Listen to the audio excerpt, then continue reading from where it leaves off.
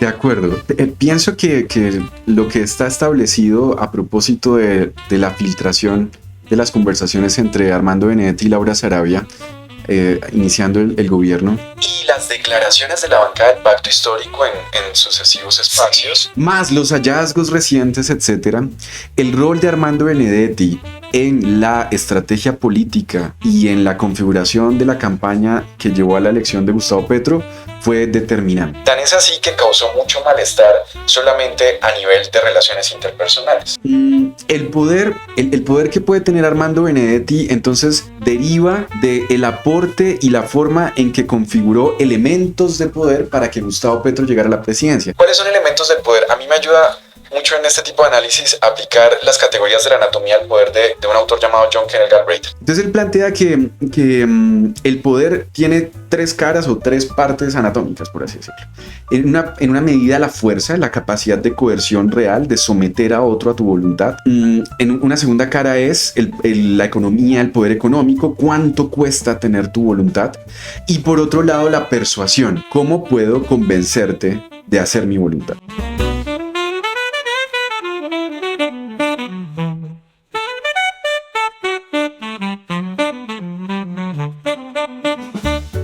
Hola, muy buenos días. Estamos en un nuevo programa de Llegó la Hora con Teo Sánchez y dando continuidad con nuestro gran invitado Andrés Martínez.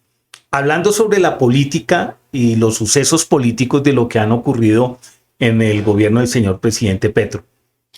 Este es nuestro segundo round y vamos a estar hablando de tres personas específicamente y una situación de seguridad.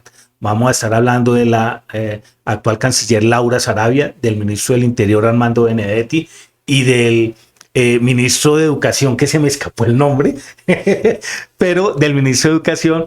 Andrés, bienvenido y gracias por haber aceptado esta nueva invitación. A ti, Teo, muchas gracias por la invitación y un saludo para toda tu audiencia. Listo. Vimos y hablamos en el programa anterior de la pompa con que llegó el ministro del Interior, Armando Benedetti. Yo ahorita no sé ya si se le subieron las demandas, pero actualmente creo que tiene 6 demandas y 6 investigaciones, que es la forma correcta de decir. Y la gente se preguntaba, ¿no? El común de la gente, pero ¿cómo una persona tan investigada puede estar ejerciendo este cargo? Entonces, esa es la primera pregunta. Y la segunda pregunta, me causó curiosidad un tweet que emitió Roy Barreras ayer desde su embajada de Londres, que él próximamente se viene ya para Colombia, ¿no? Otro de los alfiles del señor presidente Gustavo Petro, donde llegaba y decía que qué opinaba de esto de la Armando Benedetti, y digo, no, pues es un hombre con poder y es un hombre ganador. Pues sumo el tweet porque eran 5, ¿no? Entonces, ¿cómo es eso de un hombre con poder y un hombre ganador? ¿Por qué Armando Benedetti sigue en el poder? De acuerdo.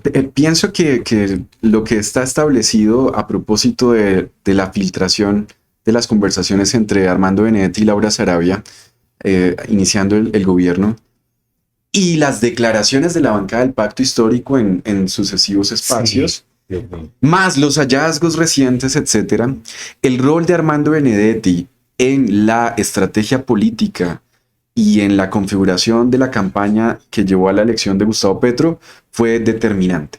Tan es así que causó mucho malestar solamente a nivel de relaciones interpersonales. El poder que puede tener Armando Benedetti entonces deriva del aporte y la forma en que configuró elementos de poder para que Gustavo Petro llegara a la presidencia. ¿Cuáles son elementos del poder? A mí me ayuda mucho en este tipo de análisis aplicar las categorías de la anatomía del poder de un autor llamado John Kenneth Galbraith. Entonces él plantea que el poder tiene tres caras o tres partes anatómicas, por así decirlo. En una medida la fuerza, la capacidad de coerción real, de someter a otro a tu voluntad. En una segunda cara es la economía, el poder económico, cuánto cuesta tener tu voluntad. Y por otro lado la persuasión.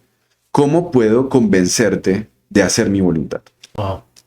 Entonces, y esto funciona en escalas micro y en escalas macro, ¿no? O sea, sí, tenemos, digamos, la represión, el presidente con un poder real que puede despedir a un ministro y enseguida reconfigura una rama completa del aparato administrativo, o el presidente que puede ordenar en dónde poner dinero y dónde no, etcétera. Pero esto ya lo conectaría un poco con el poder económico. Pero el presidente como jefe de Estado, como comandante en jefe de las fuerzas militares, de todas las fuerzas combinadas, etcétera, de la policía, etcétera, etcétera. Bien, entonces Armando Benedetti, para que Gustavo Petro llegó al poder, tuvo que haber ayudado a conjugar estos elementos.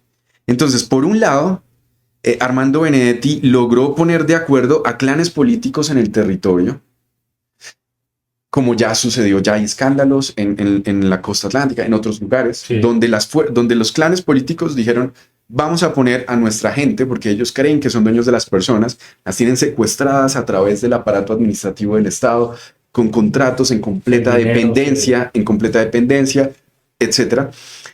Con subsidios, si el doctor sale de la alcaldía, a mí me quitan el subsidio, si el doctor sale de la gobernación, a mí me quitan el subsidio, etcétera. Sí. Entonces tienen allá un batallón de personas que salen a pelear por ellos las batallas, en cualquier caso, digamos, la batalla electoral, y dispuestos a dar su vida por ellos y para poder mantener estos privilegios o estas dádivas, estas cosas que requieren del aparato estatal. Bien. Entonces, esto es evidente que Armando Benedetti fue parte de esas conexiones políticas, porque ningún movimiento en campaña deja de tener una intención para configurar estos elementos de poder. Voy a tal lugar para reunirme con tal persona que sé que su estructura política aporta X cantidad de votos. Voy a tal lugar a reunirme con... votos y dinero, ¿no? Vamos para el otro lado, las finanzas. Entonces, Armando Benedetti tuvo que haber sido un eje articulador de fuerzas económicas legales e ilícitas, aparentemente. Ya el hijo de Gustavo Petro está rindiendo cuentas a la justicia. Van a juzgarlo, ¿no? Después de año y medio. Vamos a ver, bueno, pero por lo menos estaban a un paso muy lento, pero la investigación avanza, que recibe dinero de personas conectadas con ilícitos, etcétera. Presuntamente ya la justicia tendrá que determinar los hechos. Correcto. Contrabando, esta nueva conexión con redes de contrabando, actividades ilegales. Entonces la justicia tendrá que determinar las condiciones y las responsabilidades individuales en la comisión de estos hechos. Pero espere, señor. Disculpa que te interrumpa porque no se me puede ir. ¿Cómo es que han pasado 18 meses? Esa noticia la vi ayer y están haciendo todo un lobby. ¿Por qué la comisión de acusaciones? Este es un paréntesis, ojo, y continuamos con la idea. ¿Por qué la comisión de acusaciones ha pasado? Se les dio dinero ya, o sea, ya se destapó toda esa olla podrida de que no es por falta de recursos, ni abogados, ni nada, ni infraestructura. Están haciendo todo un lobby, diferentes senadores y congresistas de la oposición para que la comisión cumpla con la investigación. ¿Por qué no se ha dado? De acuerdo. Y retomamos Veamos un elemento blando y unos elementos, digamos, fácticos. El elemento blando viene a ser que Colombia en este momento, analistas, muchas personas en el sistema político, forzados por la estrategia que llevó a Gustavo Petro al poder, o sea, casi el país estuvo paralizado en 2019, estuvo en llamas en el 2021. Existe esta convicción, y por supuesto en franca democracia, de dejarle terminar su periodo, no porque las reglas de la democracia lo determinen, sino porque si él no termina el periodo, entonces, ¿qué puede pasar?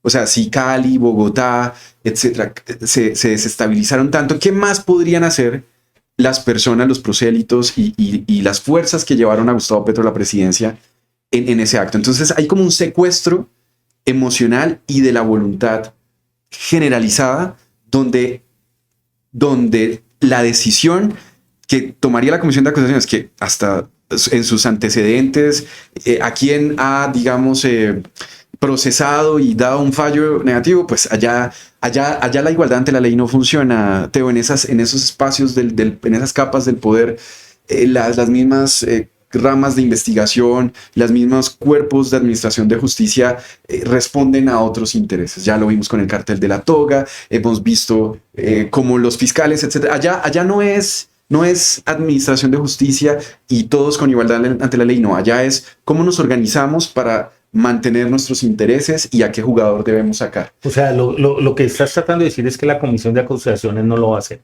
No lo ha hecho nunca y el costo político de hacerlo es muy alto.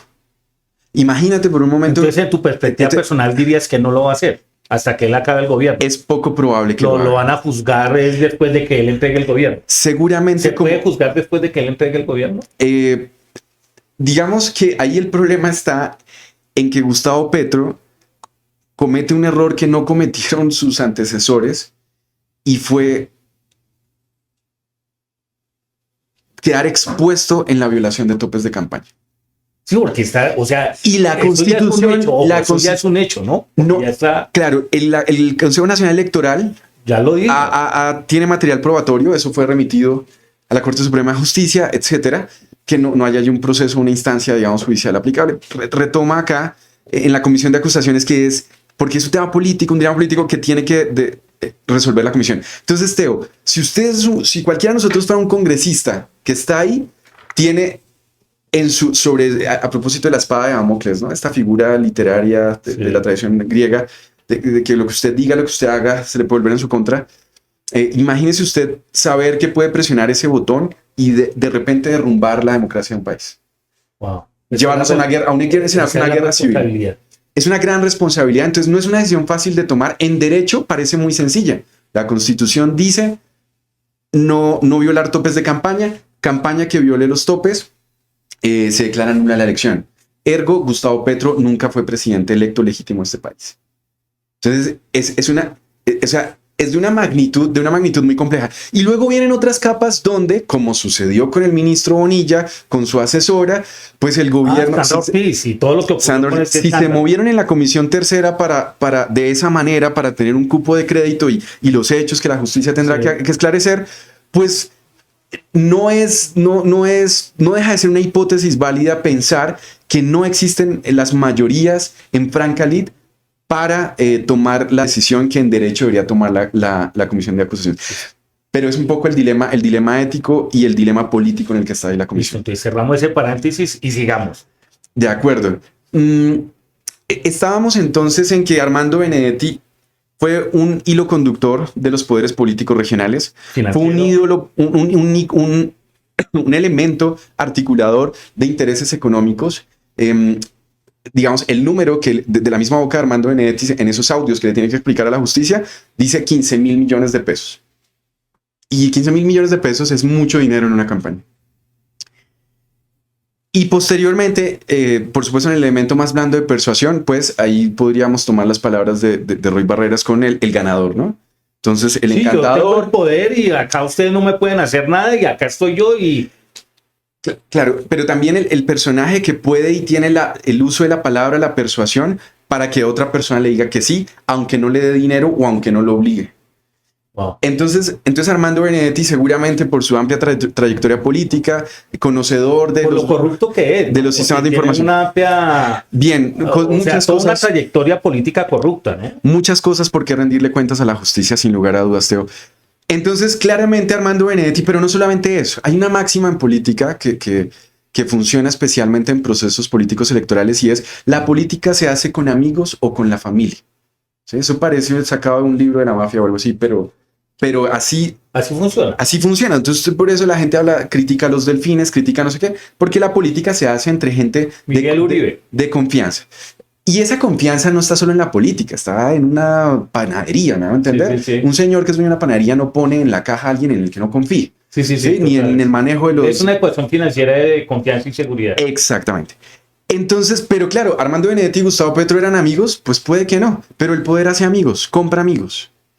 Y por supuesto que en medio de su personalidad compleja y demás, pues Armando Benedetti logró, por así decirlo, como citando por ahí a algún político, filósofo colombiano, hackear el corazón de Gustavo Petro.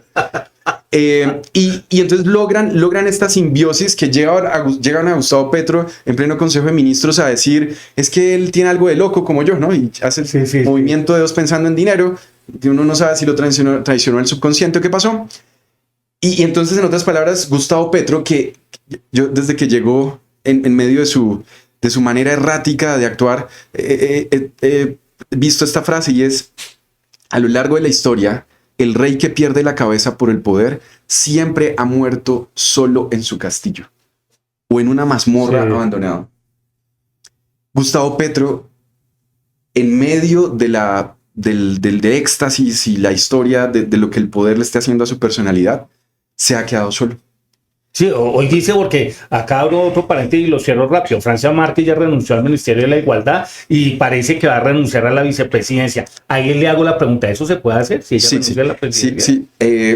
Sí, por supuesto. El caso de la vicepresidencia es un poco menos claro porque se quedaría completamente vacante el cargo, pero el de la renuncia como ministra puede asumirlo. Pero ojo, Teo, porque esas renuncias obedecen justamente a esto que te estoy diciendo, y es Petro está quedando solo y la gente que lo rodea cada día que pasa pierde la poca confianza en el capital político que había logrado acumular en sus carreras. En otras palabras, y a propósito de la parábola de los quemados en elecciones, sí. Estas personas saben que mientras permanezcan cerca de Gustavo Petro por el tiempo que queda, sus posibilidades de volver a ganar un cargo de elección popular se ven reducidas. Y ojo a esto, que esto tiene dos caras, porque por un lado está la de estar cerca de ti me hace mal, ¿sí? Porque tú eres impopular. Así sea el presidente. Correcto, le pasó a Gustavo Bolívar en la alcaldía de Bogotá, y es algo que vamos a poder seguir viendo. Le va a pasar a Susana Muhammad, que está haciendo, digamos, sus movidas políticas, porque con seguridad que ella, más que precandidata presidencial del Pacto Histórico, es precandidata a la alcaldía de Bogotá en el 2027. Está tratando de, no, espere, yo más cerca de Gustavo Petro no puedo estar, pero necesito seguir organizando mis clientelas burocráticas para poder competir en elecciones y demás.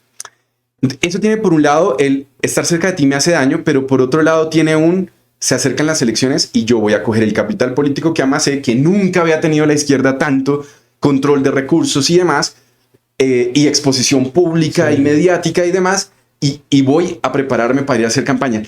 En el 2026 vamos a ver de las campañas más sucias, complejas al Congreso, a la presidencia, porque la coalición de gobierno va a explotar en pedazos y se va a reconfigurar otra vez. Fue un accidente histórico que el pacto histórico o el fraude histórico, como me gusta llamarle a mí, haya ganado la presidencia y haya logrado consolidar una bancada en el Congreso de la República. Y todo este fenómeno solamente se explica por la figura simbólica de Gustavo Petro, que después de lo que ha hecho, terminará salvando sus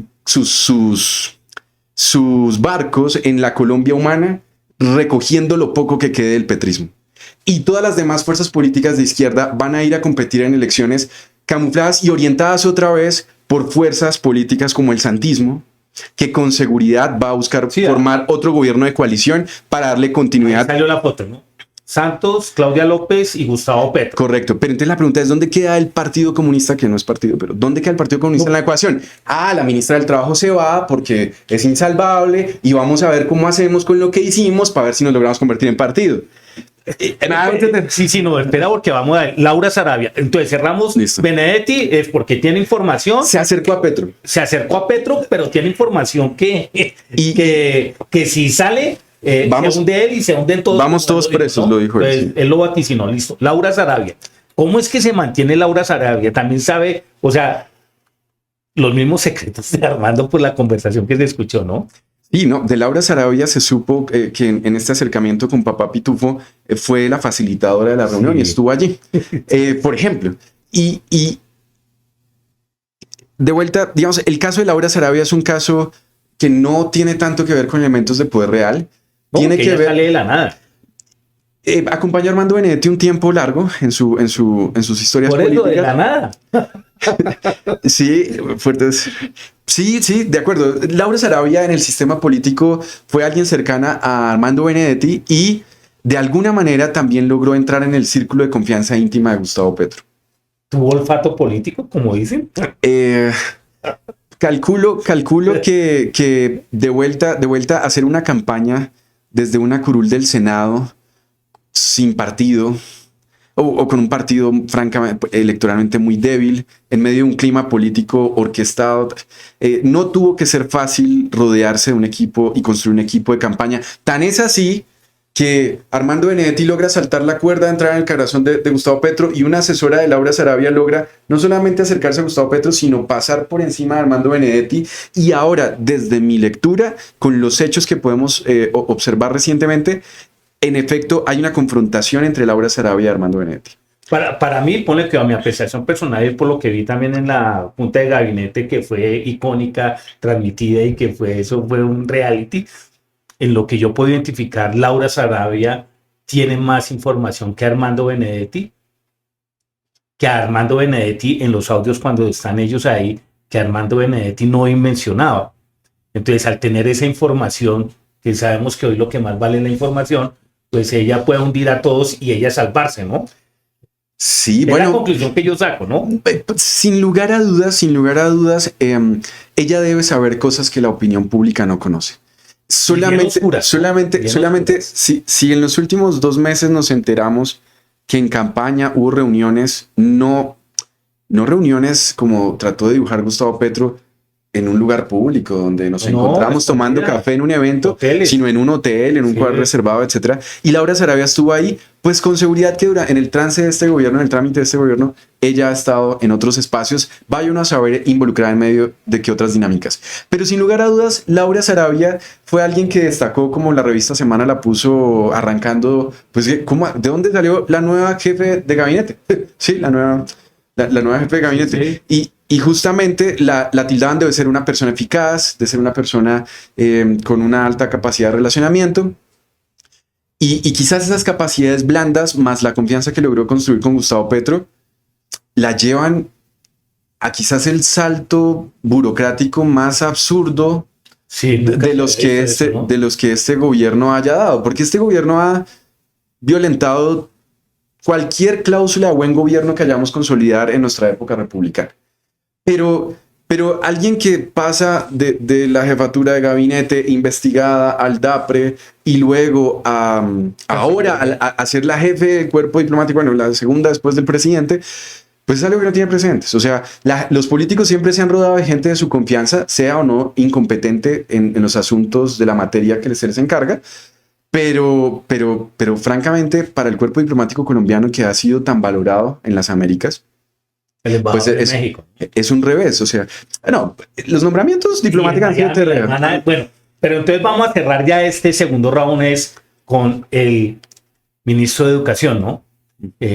Fuerte, o sea, ¿cómo es que salió la noticia viral ayer que en la sustentación de su maestría en la Universidad Nacional reprobó y que todo lo que era una farsa? Y la gente, estos son los gobernantes meritocráticos que el señor presidente Gustavo Petro está colocando. ¿Qué opinas de todo lo que está ocurriendo, de esta traición que se le hizo a los estudiantes y que todo el mundo pensaba que iban a salir a los estudiantes en lo que pasó en el año 2019 y en el 2021? Porque hubo una toma del ICETEX en el año 2019 totalmente violenta, que trataron de incendiar el ICETEX. En el 2021 sí la tomaron reales estudiantes y ahorita están en esta situación. ¿Cómo podemos ver que el ministro de Educación tiene las posibilidades de darle la solución? ¿Por qué no lo ha hecho? ¿Por qué les quitan los subsidios? O sea, el presidente Petro, yo trato de encontrar la lógica. Dice que el 20% de los votantes, ahorita para las elecciones que quedó Gustavo Petro, el 20% eran jóvenes. Que eso es a mí se me hace un número bastante considerable. ¿Por qué? Ahí son como 3 preguntas en licuadora. ¿Por qué Gustavo Petro decide quitarle los incentivos de los subsidios de los intereses? O sea, sí, pues, Teo, este es un tema, yo creo que como hecho político, algo que es un caso de estudio. O sea, Gustavo Petro le falló a los trabajadores, sí, con la reforma pensional. Le está cumpliendo a unas élites sindicales, que son unas élites. Es un grupo que no son más de 700,000 personas en el país. Si uno revisara el plan de gobierno de Gustavo Petro, si pudiera llamarlo un plan de gobierno a ese manifiesto ideológico, sus promesas han sido sistemáticamente defraudadas en términos de expectativa, en términos de ejecución. O sea, las metas tan grave es que él mismo se atreve a decirlo en su Consejo de Ministros. 146 no sé cuándo han cumplido. Entonces, de vuelta, claro, lo complejo es que, por supuesto, estas organizaciones políticas que estuvieron siempre... 300.000 estudiantes son los que están afectados. Que estuvieron siempre, digamos, como gremio, porque es claro, son 300.000 estudiantes, pero luego pregúntate cuántos hicieron parte de la MAN, y eso es otra vaina. O sea, esos son un grupito así contado que mueven las cosas políticas en las universidades. Yo egresé de la Universidad Nacional y te puedo decir eso. De hecho, buena parte de las personas que hoy están en el gobierno eran los agitadores y los promotores de esas ideas a través de las bases políticas militantes del Polo Democrático, y hoy esa facción que se separa de la estupidez de Gustavo Petro a través de Dignidad, de Jorge Enrique Robledo, una persona un poco más sensata, que separa y salva el capital político porque son luchas, comillas, o causas que históricamente han estado organizados, ¿no? Recordemos que el movimiento estudiantil está conectado con la mismísima constituyente y otro tipo de cosas. Entonces, decir lo que le pasa a los estudiantes no debería sorprendernos, pero lo que sí debe sorprendernos es que con toda la tranquilidad del mundo, las declaraciones del ministro y las declaraciones del presidente de la República no solamente no dialogan entre sí, claro, sino que aprovechan ese manto, quizás ese velo de ignorancia que acompaña a la ciudadanía sobre muchos temas públicos, y se atreven a culpar o señalar a una alta corte de cosas y decisiones que ellos mismos han tomado y han hecho mal. El mismo ministro Rojas no fue capaz de ir y presidir los consejos directivos de esta entidad como le correspondía, siempre a través de un delegado. Es francamente, Teo, ¿dónde están los estudiantes? Pues sus líderes están cooptados seguramente en el aparato burocrático, satisfaciendo la forma en la que convencionalmente la gente se conecta con la política y el poder, que es: solo quiero un pedacito para mí. Quiero un buen contrato o poder contratar a otra gente porque quiero ser concejal, porque quiero ser edil, porque quiero ser congresista, etc. Y definitivamente, Teo, el mensaje es: no debería sorprendernos que Gustavo Petro le haya fallado a los estudiantes. Lo que sí debería sorprendernos es que Gustavo Petro sistemáticamente le haya fallado a la ciudadanía, a sus electores, y estas personas estén... Y a su propio partido, ¿no? A todos. Es que no puede acumularse un fraude más. Puede acumularse un engaño más. La paz total, todas sus políticas han sido un fracaso. La reforma agraria, un fracaso. Una barbaridad. Y vamos a acabar con eso, con la paz total, y lo quiero unir con esto. Porque en el 2019, si no más recuerdas, acuérdate que se les pagaba a cada uno de la primera línea 120.000, de 90 a 120.000 pesos, y que no eran estudiantes de la universidad, ¿no? Que hay de esos varios presos, algunos los dejaron liberados, otros siguen en proceso de investigación de la fiscalía, y que realmente ese estallido social que hicieron nunca fue de estudiantes. Los que quemaron los CAIs, los que quemaron la infraestructura de Transmilenio, los que se tomaron el ICETEX, realmente no eran estudiantes, sino eran milicianos terroristas pagados por el ELN, por las disidencias de las FARC y por el Clan del Golfo. O sea que eso fue una mezcolanza que al mejor postor hicieron eso. Cerramos este segundo round por lo último que acabas de decir, la seguridad del país. Se hizo un pulso el día de ayer donde se le estaba preguntando que cuál era la preocupación mayor de los ciudadanos colombianos, y a mí me sorprendió porque yo dije, no, van a decir la parte económica, y no. Resulta que la mayor preocupación ahorita ni siquiera es la parte económica, sino la seguridad del país. ¿Qué pasó ahí? Teo, veámoslo desde el diseño de política. La paz total, en palabras del presidente, a mí el nombre no me gusta. No, porque nunca va a poder ser eso. No, él terminó diciendo que eso fue una construcción de los medios, que él nunca había dicho paz total, pero como marketeramente funcionó, entonces vamos a llamarla paz total. La paz total nunca fue una estrategia seria, o sea, tan en serio se la tomó Gustavo Petro que, siendo candidato, dijo: si no hago la paz, renuncio. O sea, como si uno llegara a la presidencia y sí, alguien después de tener ese poder, en fin. Pero además Gustavo Petro dijo que en 3 meses lo iba a lograr, lo que no tiene antecedente en la historia de la humanidad jamás en un proceso de paz. Entonces, desde la política pública, Gustavo Petro hizo algo, yo ahora estoy profundizando una investigación en ese sentido, y fue, como todo lo que lamentablemente ha hecho este gobierno, hay una pobreza conceptual y teórica muy profunda.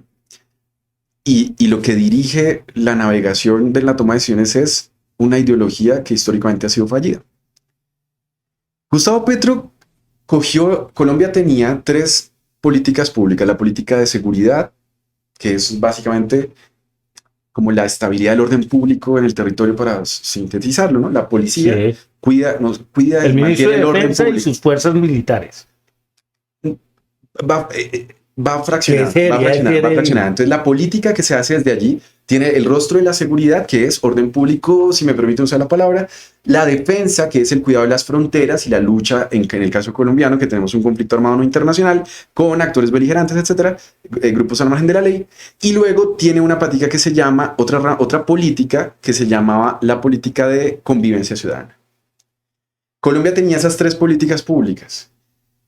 Por el caso de nuestra historia, pues, digamos, habían buenas razones. Gustavo Petro dijo: no lo voy a hacer así. Borren todo eso y vamos a crear una política unificada. Esa política unificada es tan pobre que entonces él le llamó, se me escapa su nombre, es algo como seguridad humana para la vida. La seguridad humana no fue un concepto que se haya inventado Gustavo Petro.